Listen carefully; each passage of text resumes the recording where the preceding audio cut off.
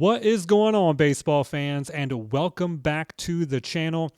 This is Orioles Today, and as always, I am Sean Ferguson. Thank you guys so much for tuning in to today's episode. And if you're a fan of today's episode, please give that like button a high five. And if you're a fan of this content, please subscribe. Get yourself daily notifications for all of these daily video drops covering all things the Baltimore Orioles. A lot to get into today's episode. And I know I don't have a graphic for it, but Kyle Tucker has officially signed. And I said this when Amaya was still out there. Once Amaya signs, you're really going to start to see a lot of these top-tier free agents go off the board, and that has not been the case, or it wasn't the case. And you saw just a few days ago, Ranger Suarez signed, and now that might be the snowball as you're starting to slowly but surely now see the top-tier guys that were remaining on the free agency list go off the board, as now, after Ranger Suarez signed his 5-year deal with Boston, Kyle Tucker is officially off the board, perhaps the top of the top-tier free agents that was remaining this offseason. He is gone, signing a 4-year, $240 million deal with, of course, the Los Angeles Dodgers. The $60 million a year annually is a record. Absolutely insane. I love reading that he signed a short-term deal, yet he's still making $60 million a year for those 4 years. He does have an opt-out after 2027, so after 2 years of the contract, already making $120 million in those 2 years. He does have an opt-out after that, but that is the big news of the day. It broke late last night. Kyle Tucker officially signing a 4-year, $240 million contract with the Los Angeles Dodgers. I keep talking about how stacked the AL East is becoming, and just, how the Blue Jays continue to add, the Red Sox, Yankees, the Orioles are trying to play keep up. But you cannot forget about the Dodgers. They're not going anywhere, and they proved that with this signing of Kyle Tucker. It is insane. And getting into Orioles news now, the International Signing Day for 2026 officially kicked off yesterday, Thursday, January 15th. And the Orioles were projected to have a record day, and that is exactly what they did. They had themselves a record day. The Orioles they were tied for the highest international bonus pool allotment this season, a little bit over $8 million available to them in this bonus pool. And again, they went out and had themselves a day. They franchise record 4 players received 7-figure bonuses. Orioles have never done that. And they went crazy signing 10 players. And I talked about this about a week or so ago when I said that it's still really good to see with all the projections that were coming out about who the Orioles could be signing on International Signing Day. And it just shows you, yes, they're still in that win now mentality, but they are still truly building for the future and seeing these, yes, they're still young kids, 16, 17 years old. They are still putting forth the effort to make sure that this team continues to have depth and be at a point where they can still develop really great talent for years to come now. And that is the case with this group. It is led by shortstop Jose Luis Acevedo out of the Dominican Republic.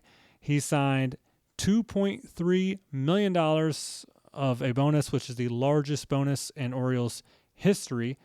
And that just beats out, actually, was just a little bit under $2.3 million that the O's gave Luis Almeida back in 2023.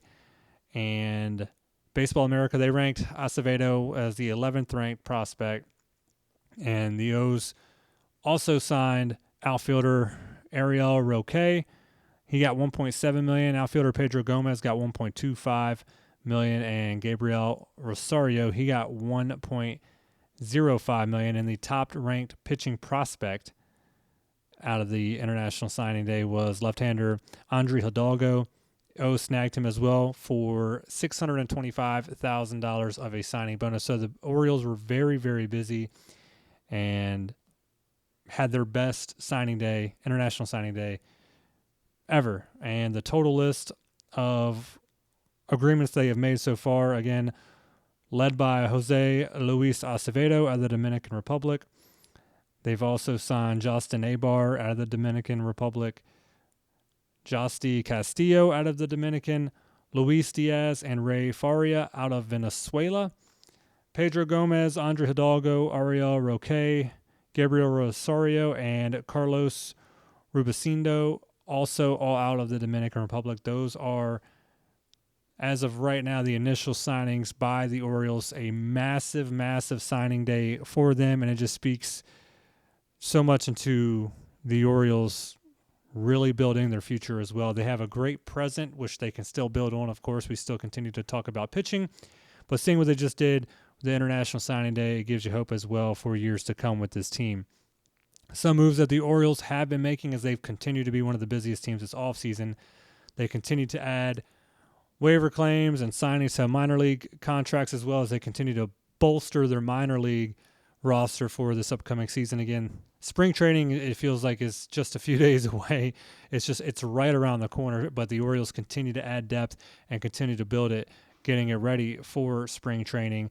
And the Orioles started off by claiming Jose Suarez off of waivers from the Atlanta Braves. And it was funny seeing this because it was kind of came out of nowhere. I'm not saying that Jose Suarez is a massive name, but the more I read into it there wasn't a lot publicized about him being dropped by Atlanta, but he was, and they said the hope was that the Braves could do an Orioles move, drop him, and hopefully not a lot of people saw him. He can clear waivers, and then the Braves can bring him back because he is out of minor league assignments, so he can't go to the minors.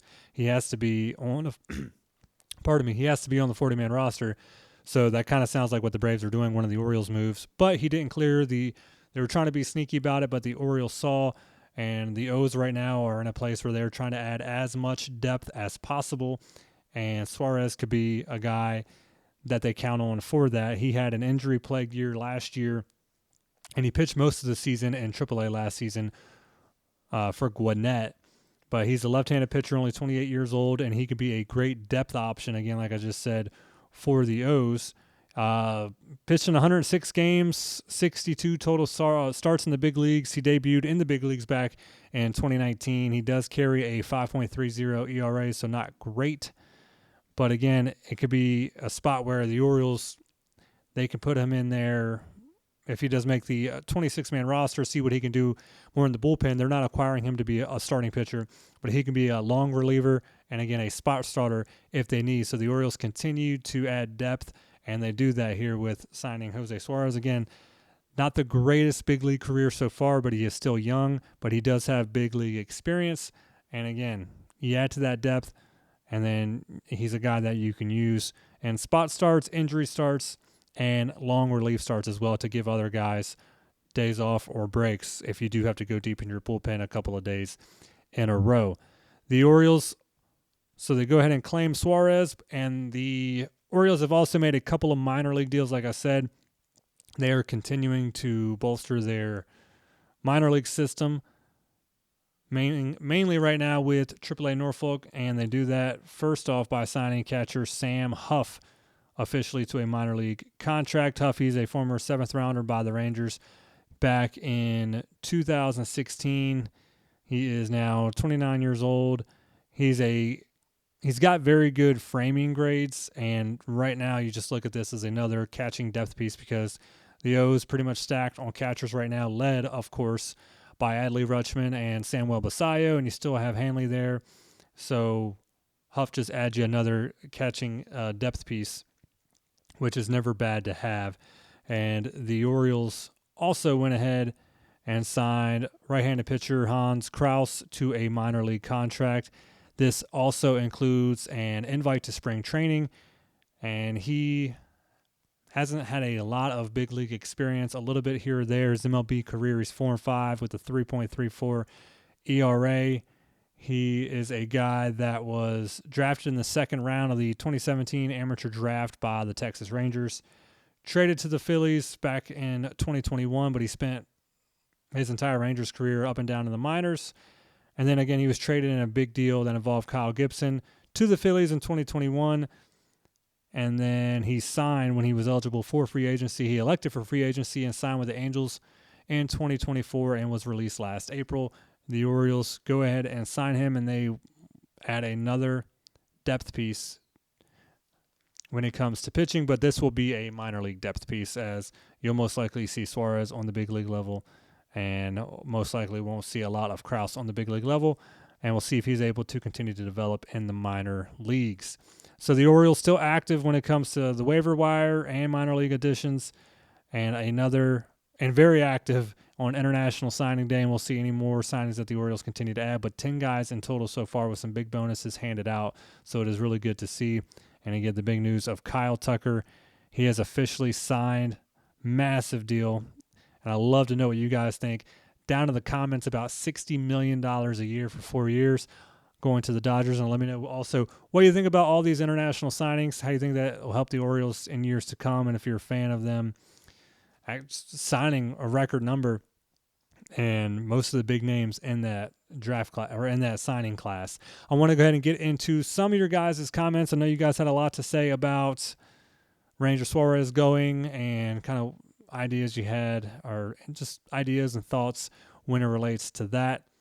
And I do apologize once again if I do mispronounce any of these names, and sorry if I'm not able to get to all of these comments, but thank you guys so much for commenting on these videos and continuing to tune into this channel. It really means a lot.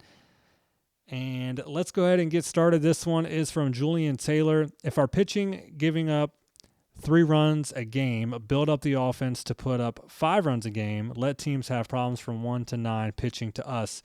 Yeah, and right now, I know Jeff Passan came out soon after the Pete Alonso signing and said this is one of the best 1 through 9s on paper. And I know a lot of other teams have continued to build since then. But this is going to be a very, very dangerous team, 1 through 9 for sure. And the pitching staff also right now on paper doesn't look terrible. It looks pretty decent, healthy. But that's another reason why a lot of people are very adamant about adding one more top-end starting pitcher there, because it'll only help, especially if you do start to deal with injuries like you did this past season, and then adding guys like a Suarez help as well. Jose Suarez in this case, giving you more depth piece to give you the options to have someone who you can at least rely on to give you spot starts. And that's kind of what the Orioles are building up right now. This one from Sean Z. Zeffler. Love your show. I'm still holding on to the hope that the Orioles will shock everyone with a surprise Skubal trade. It will take something like that to be truly competitive at this point. And I understand where your head's at. You just look what the Dodgers did. They already are this mega power, and then they add the top free agent out there in Kyle Tucker, and they only get stronger. And then you look within our own division, it's only getting stronger around us with what the Red Sox and Blue Jays continue to do, and the Yankees already are a powerhouse. So, yes, pulling off a Tarik Skubal trade would be unreal. That would be great to wake up to the news of that, or even go to bed to right before, just see that pop up, just kind of like the Kyle Tucker news just popped up late. That would be great to see. It would take a whole lot to make that happen, and it'll be interesting to see what it would take to make happen. And yes, I would love that surprise for sure. Adding Tarik Skubal to the rotation would be just amazing. This one from Jeremy Fowler. Go all in on Valdez. Yeah, that's where a lot of people currently, a lot of O's fans are. I say it's kind of 50-50. It's yes, sign Valdez, and a lot of say stay away, and the stay away is because of the contract. You know, Ranger Suarez was $130 million, and I've seen the projections, depending on the years for Valdez, around $200 million. So you'd have to pay a whole lot more for a guy like Valdez than you would in Suarez. So, yeah, that camp is definitely divided. This one from Julian Taylor as well. He says, in this one, think we just need to get Sir Anthony Sure up the bullpen and hope our starters give us at least 6 innings. That's why I think we need a big bat. Like I said, where it currently stands right now on paper, it doesn't look terrible, and I've said they could definitely use at least one more arm in the bullpen. And adding Dominguez back to the bullpen, I mean, it could only help. And, yeah, also adding one more bat couldn't help as well, or couldn't hurt as well. So, yeah, Tucker's gone. I never saw him going to the Orioles. They weren't going to spend that much. They weren't going to spend $60 million a year on him, which I don't blame them. Cody Bellinger is still out there. Harrison Bader is still out there. So there are still big bats that they could add. This one is from David Tract. It would be more traditional to have the AL and NL top to bottom and get rid of the divisions.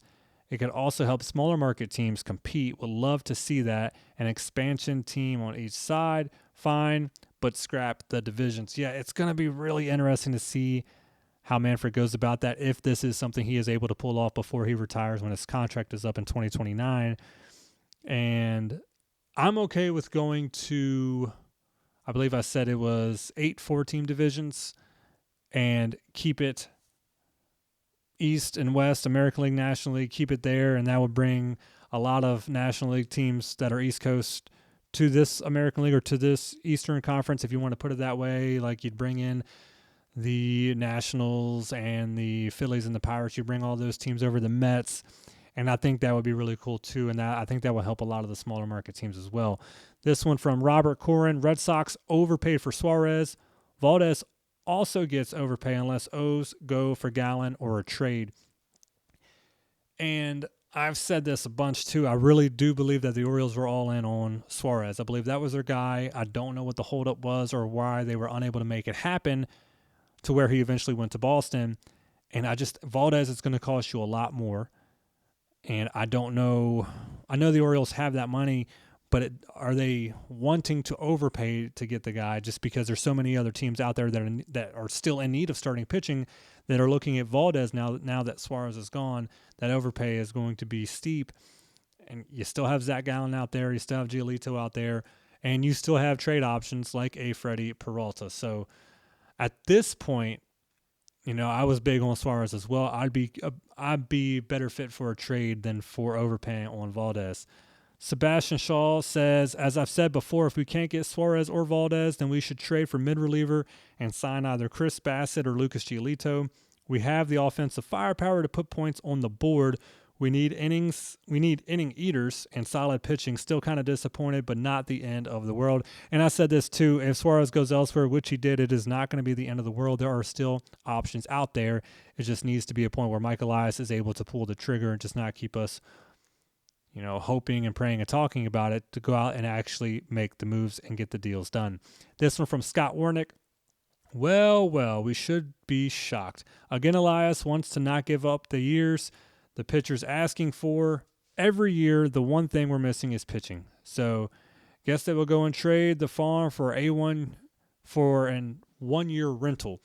And that could also be the case as well. And you saw when Pete Alonso got 5 years, you said, okay, wow, they're actually giving out big multi-year contracts, 5 years, $155 million. You just thought the pitching would be next. And I know they traded for Shane Baz, and I know they re-signed Zach Eflin, but that's not the signings that we were talking about. We're looking for that one big-time front-end guy, and Suarez could be one of those guys. Valdez can be one of those guys. Those are the guys that everyone's kind of looking at right now. But with them already missing out on Suarez, and again, just a contract that Valdez could be demanding right now, and a lot of teams that might be willing to pay it because of how slim the big free agent starting pitchers are right now, they might have to give up even more than they gave up for Baz, just a little more with a cherry on top, to go out and get a guy possibly like a Peralta or a Gore, or even steal a guy like Joe Ryan from Minnesota. So, yeah, it's Suarez going to Boston hurts, one, because it's in the division, and two, you really felt like he was going to land in Baltimore. This one from Matheos: O's should go all in and trade for Peralta and Gore. Sign Tucker as fast as they can. O's will go to the World Series. Well, Tucker just signed with the Dodgers. I never thought he was going to go to Baltimore. Just demanding way too much money, and the Orioles need to focus more on pitching than another bat that's demanding that much money. I don't see them getting both Peralta and Gore, but one of those guys would be amazing. This one from Attar: trade the farm for Skubal and let's get the O's to the World Series. Elias should push the chips, and that would absolutely be a chips in the middle type of move. And I know a lot of people want Tarik Skubal to the Orioles, and just being realistic, I just don't see that being a move that would be made this offseason, but that would be absolutely terrific and a needle mover for sure. This one from Christopher Lamka: O's probably too adverse to giving 5-year contract to one of these top starters. I think a stretch that they will now overpay Valdez, but can hope things Zach G in less years. Yeah, that's kind of where you're looking at right now. And I've said this, and I've kind of posed this question: if they miss out on Suarez and Valdez, how do you guys feel about a Zach Gallen or a Giolito? Now that Suarez is gone, Valdez is still there, but that money just might be just too much. So, and a lot of you guys do not like Lucas Giolito. You much prefer Zach Gallen. So, yes, he's going to be a guy who's projected to make a lot less money than a Valdez was. So he would still be a quality starter that you can add to your rotation, and it won't kill you for years to come when it comes to owed money. And last one here is going to be from Ken Silverstone. This is the worst news of the season for the Orioles. I hope it's not the death nail. Every report out there named Suarez as the Orioles' #1 starting pitching target. Instead, he moved over to division rival Red Sox for 5 years and $130 million. Yeah, and that news hurt pretty bad when it just stunk seeing that the Orioles weren't able to get him, but the fact that he went to Boston it just hurt a little more. I don't think it's the death nail in the Orioles' coffin. They've been very active this offseason. They've made some very good moves. They had weaknesses that they needed to address, and they have addressed many of them. The only frustrating thing is the biggest weakness of starting pitching. They have addressed it, but the biggest thing they need to do was address that one front-end guy to go with Bradish and Rogers, and they have yet to do that. So that's what we are still waiting for. So they have addressed weaknesses. Just the biggest one, they have addressed it, just not the way that we all believe that they should have. But guys, thank you so much for tuning in to today's episode. I really do appreciate it. And if you were a fan of today's episode, please give that like button a high five. And if you're a fan of this content, please subscribe. Get yourself daily notifications for all of these daily video drops covering all things the Baltimore Orioles. I will see you guys on the next episode. This is Orioles Today. I am Sean Ferguson, and let's go O's.